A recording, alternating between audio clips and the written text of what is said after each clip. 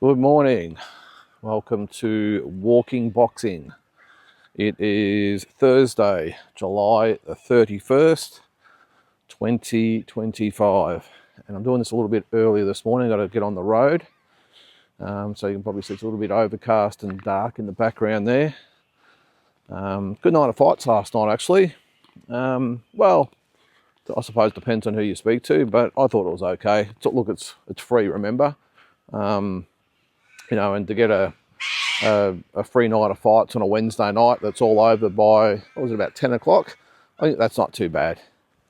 And a good performance by Floyd Masson, but I'll get onto that in a second. But first of all, let's start with On This Day. And we'll go right back to 1994. It was in Japan, and Yasui Yakashushi, I think that's how you pronounced it, knocked out Korea's Jung Gil Byeon in 11 rounds to defend the world bantamweight title. 1999, Eric Morales, the great Mexican, defended his world 122-pound title by knocking out Filipino Reynanti Jamil in the 6th round. That was in where was it? Baja, California. In Mexico? That doesn't sound right, does it? Anyway, knocked him out in the 6th round. What else we got there? Also, Eric Morales in 2004, so 5 years later, defended the world 130-pound title with a win over Carlos Hernandez on points. And we'll go back. There's another couple I saw there. Where was it? 1908.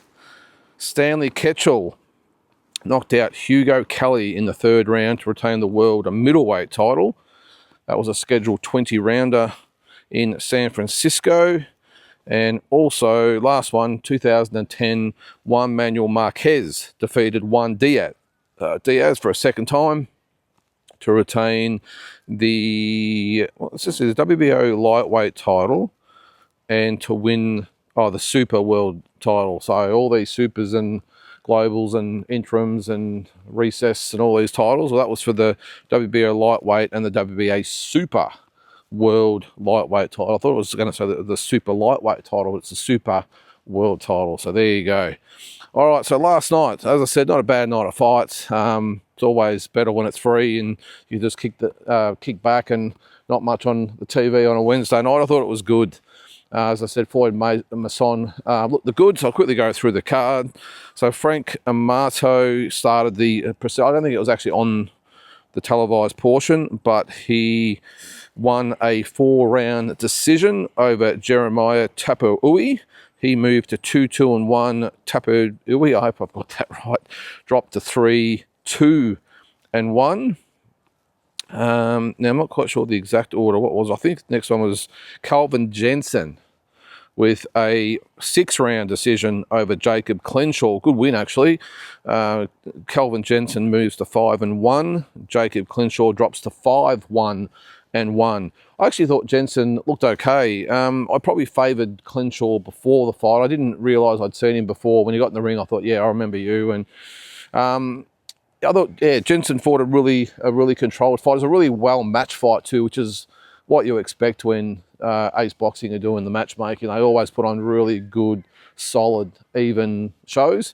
And I thought it was entertaining. I thought Clenshaw did okay early, but I thought Jensen probably closed out a little bit better, especially the final 2 rounds. I think his pressure, just sort of overwhelmed Clenshaw a little bit, and he moves to, as I said, 5-1. Jacob Clenshaw drops to 5-1. The next one was, I'm pretty sure it was Hunter Ione and Ken Aitken. Now, BoxRec actually got this wrong initially because I just quickly jumped on BoxRec after the fight and I was just checking records and that sort of stuff, and they actually had that Hunter Ione actually stopped Ken Aitken in the 1st round, where it was obviously the opposite. I think one of those instances where the ring walk and all the introductions and all the hoo-ha lasted longer than the fight. It was very overmatched. I mean, Ken Aitken's a good, solid young fighter. I've just got some doubts about whether Hunter maybe should be fighting anymore. I know he's a good guy. He always comes and has a crack. But I mean, I think he's lost 11 of his last 12 or something like that. Last night he did take a few, and the resistance was there. I mean, he did get clipped, don't get me wrong. But yeah, he just looks like a fighter to me that's going to happen to him regularly. And I just don't like to see that happen to a fighter. I'm not disparaging him at all. I mean, he's a fighter. He gets my full respect by getting in there. But yeah, I hope he's not going to be one of those fighters that just becomes one of those journeymen that ends up with a 12 win and 30 loss record. Just becomes cannon fodder for all the young kids. This is where the combat board probably has to have a look at it. But look, he got in there. Look, as I said, he got clipped, and I was just worried about his resistance. There was no, in my opinion, I thought it was a really good stoppage. I know he did protest a little bit after the fight was stopped, but I thought it was a good stoppage. I really did. He was not really punching back. He was taking punches. Yeah, look, the referee could have probably give him a little bit longer. I think it was Phil Austin. Really, really good job. I think it was, for me anyway, the perfect stoppage. And I really liked it afterwards where Hunter Ione actually went over to Phil Austin straight away. And normally in that situation, the referees maybe tend to panic a little bit. I really liked it. He stood his ground. Experienced referee, by the way. And he stood his ground and said, mate, you're taking too many punches, you're not fighting back. I didn't think, I'm just sort of paraphrasing here a little bit, but you don't look like you're in the fight, something along those lines anyway. And I really liked what he did. And as I said, he's a good experienced referee. He's Phil Austin, so I wouldn't expect anything less. But yeah, good stoppage for me. And like I said, I just sort of think Hunter might have to be sort of saved from himself, because the promoters aren't going to give a shit. They're going to keep lining him up to fight the young prospects.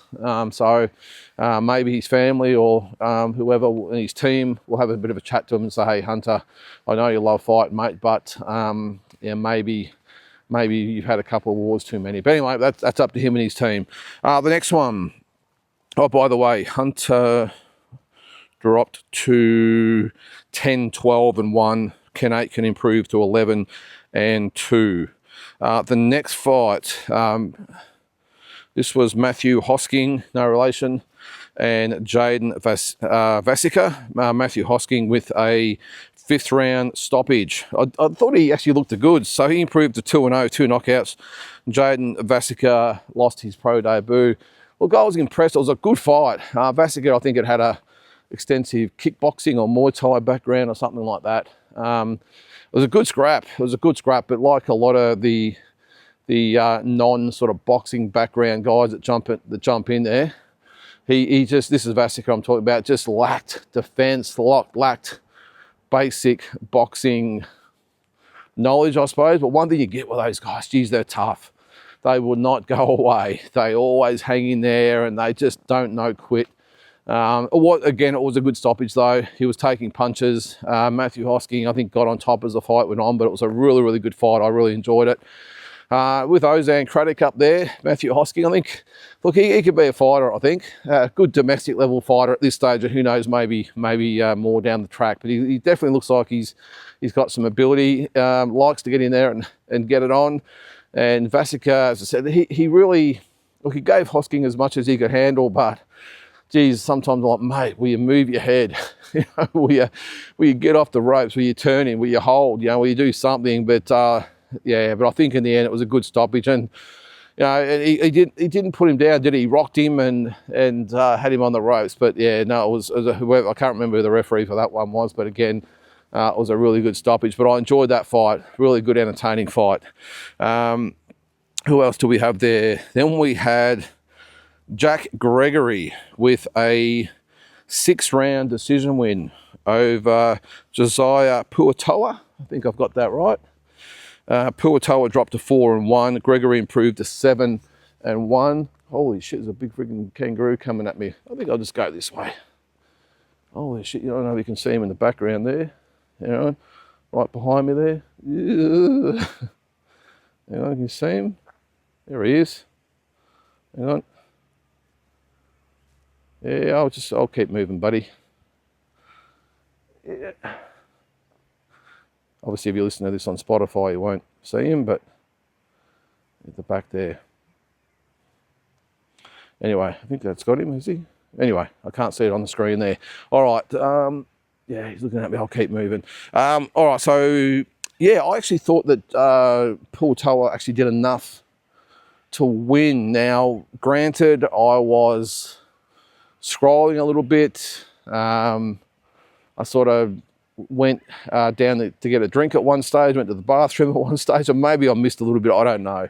But I thought it was close. I thought Puatoa, I actually think he showed a bit. This is a guy, by the way, who weighed 144 kilos before he started fighting, another Ozan Craddock fighter, and it was down to 76 kilos. So what's that, 68 kilos that he lost? Just amazing. And I actually thought he showed a bit. Gregory, yeah, look, was he the hammer?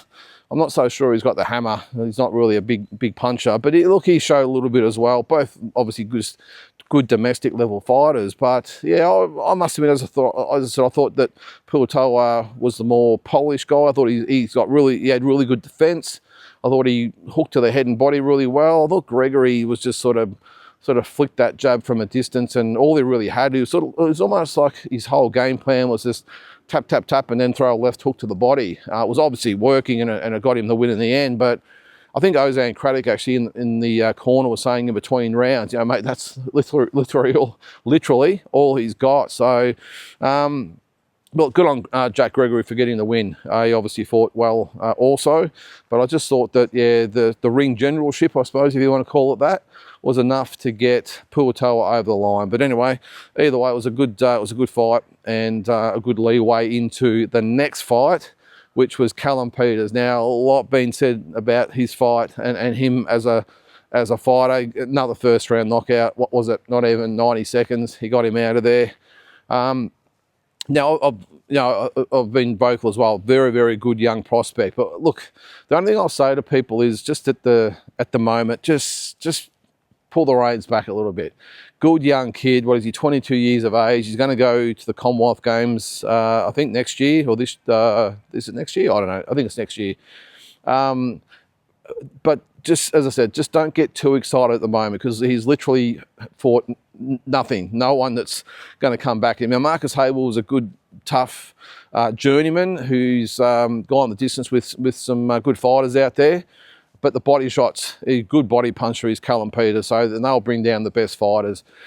Look, again, I don't want to pick holes in anything that he does, but I mean, I'm looking for something that, some sort of flaw. But look, one thing I will say, look, obviously he's a great body puncher, really, really good work rate, good technique. But one thing that I did see that he probably has to work on a little bit, and I'm sure it'll come. He's only in his fourth fight, when all first round knockouts, by the way. So, he does tend to, sort of wings or swings, whatever you might want to call it, his right hand. He doesn't sort of throw it straight, and it can leave him open to maybe a counter left hook. And his chin is sort of up in the air sometimes when he comes in. Again, this is all stuff he'll iron out as he goes, I've got no doubt, being such an inexperienced pro.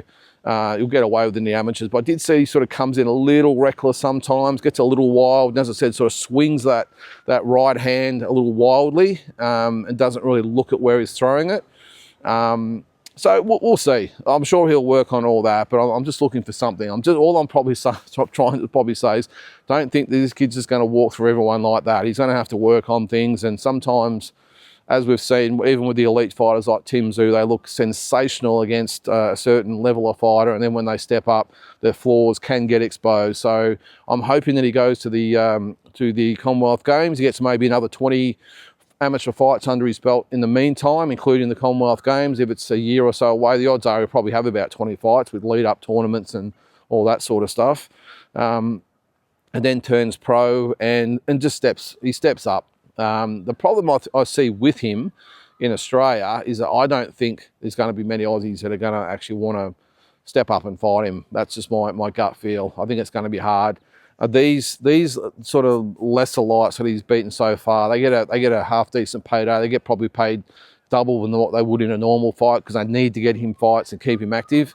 The issue is probably going to come when he's when he steps up to the next rung, I suppose. And it's not necessarily just about the money for some of these fighters. They're looking at rankings and belts and all that sort of stuff. So look, it's the challenge will be out there for his team to keep him active and get him the right type of opponents. But yeah, really impressed with Callum Peters, and he's gonna be a really good fighter. But as I said, just hold or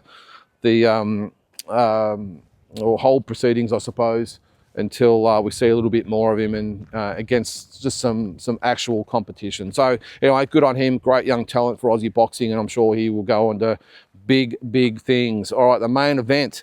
Really enjoyed it. Floyd Masson with, was it the 6th round knockout, was it? Hang on, let me just have a look at his... Oh, hang on, I've lost it there. Where was it?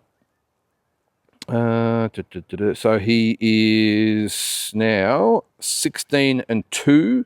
John Parker drops to 11-2. Look, John Parker, look, I suppose the best thing to say is he's not exactly, he's not his brother. Let's face it. He was pretty limited, but I thought Floyd Masson was very impressive. No different than any other fighter that gets in there with someone that might be just the next rung below them. I thought he controlled the fight. Good crisp jabs, good body punches, just a good work rate. I was really impressed with Floyd Masson, and I'm really glad that he's showing that after. I think I said yesterday that I was a little bit worried when he got stopped in that fight that with the way he fights and the wars he's always in might sort of be the end of him. But even getting past that close loss to Masternak over in Poland, really impressed with him last night. And I'll say it again, I think he would be a really good fight for Jai Opetaia. Now, I know everyone will laugh about that, but I'm not saying, look, I think he gives Jai a tough fight. Now, just hang on a second, let me explain. When I say tough, I mean, I would expect that Jai Opetaia wins that fight, probably 10 rounds to 2. However, he will get out of that ring and know he's been in a fight, because Floyd Masson will not back down. He will not take a knee. He will not take the easy way out. He will fight with Jai the whole time.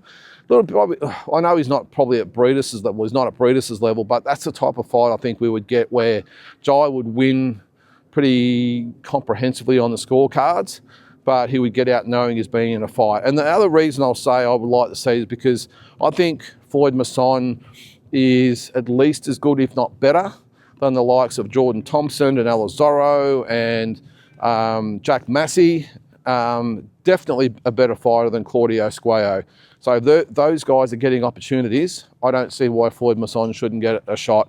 And I think it would be a really good fight. And I think coming home to Australia, they're looking for a really good, attractive homecoming fight for Jai. I know he's had his last couple here anyway, but to keep him sort of active here in Australia while he waits for Zurdo or his heavyweight debut, whatever it might be, I think Floyd Masson is the perfect opponent. And I think, as I said, I think he gives Jai a tough fight. Don't think he wins a lot of rounds, but I think he gives Jai a really tough 12-round scrapple. Look, maybe, who knows, maybe Jai might stop him late or something like that. But what I'm trying to say is I think they could do a lot worse than Floyd Masson to get in there and have a crack at Jai. And I know Jai is on the verge of sort of being sort of top 10 pound for pound and all this sort of stuff, but doesn't mean guys like Floyd Masson can't get in there and give him a go. So I'm pushing for that. I want Floyd Masson to get a crack at Jai. So Mick, if Francis out there, if you're looking for another fighter to put him on with here in Australia, put him in with Floyd Masson. And look, there was actually talk during the telecast that it could be David Nyika next. And he's another one I was going to say. Arguably, Floyd Masson is just as good a fighter as Nyika, different types of fighters. But I think Floyd Masson, as I said, would give Jai a better fight than Nyika based on styles. Nyika being that sort of tall, long-range, distance type of fighter, questionable defence, sort of when the both guys threw down against each other, Jai was always going to come out on top. I just think Floyd Masson's a little smarter than what David Nyika is. And even though he's a brawler, or not really a brawler, but he likes to be in a brawl. I think he's just got the style and everything to, I'll say it again, just to at least give Jai a tough fight. So there you go for the powers that be.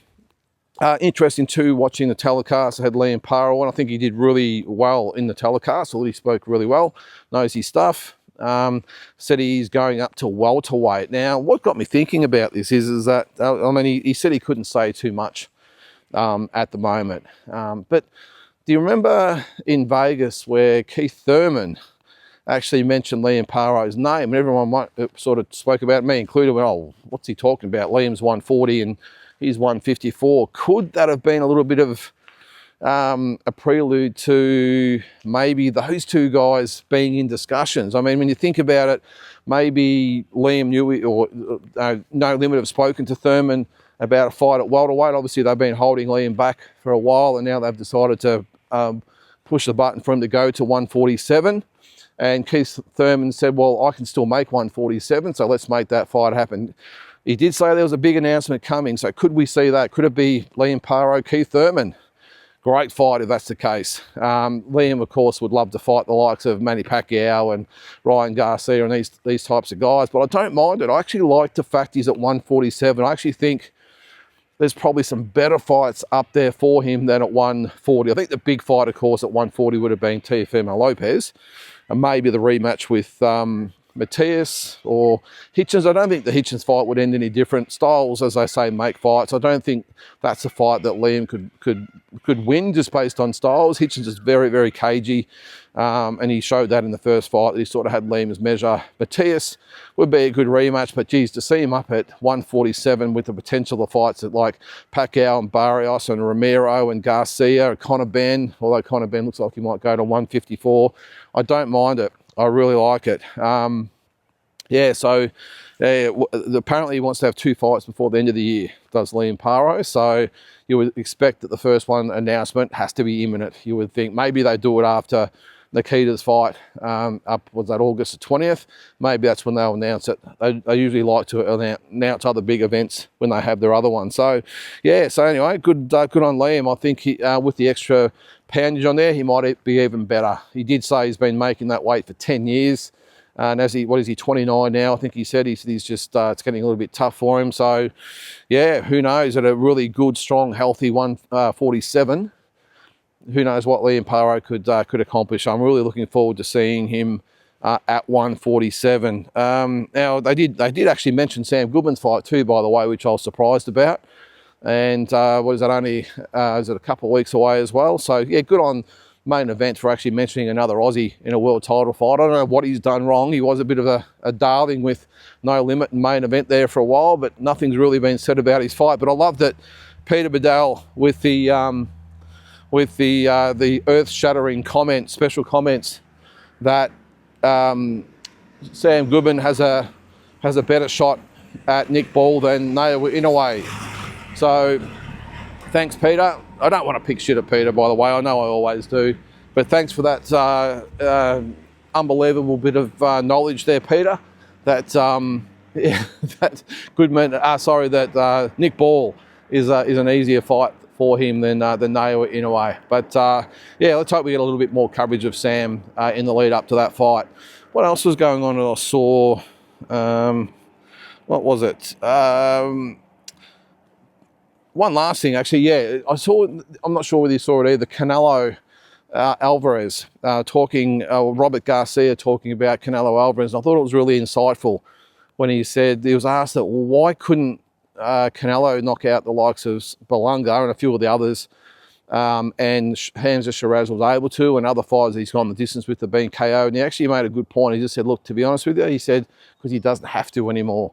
He's just playing it safe. And he said that's the reason why he thinks that Crawford can win, because he said he doesn't go for the knockouts anymore. And I think I've been saying that for a while as well, in that he gets in there, he sort of has a look at what his opponent's looking to do, and 99 times, or 9 times out of 10 anyway, they don't want to fight. They just want to survive and box and move. And he just says, all right, well, if you want to do that, I'll do that as well. You've got to remember he's had a lot of fights over a lot of years. And it just looks like he's like, all right, well, if you don't want to fight, I'll just go through the motions and win a 12-round decision. Now, does that hold him in good stead against someone like Crawford? Well, we'll see.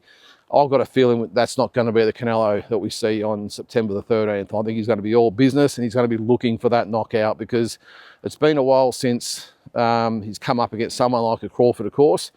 Probably never, probably apart from Mayweather, but because there's a lot of people actually doubting him and thinking Crawford will win. I think we'll get a Canelo who will be up for the fight and come out and have a real crack. And speaking of Crawford, there's photos of him at the moment. He weighs 185, and geez, he looks solid. So 185, he was fighting at 147, then 154.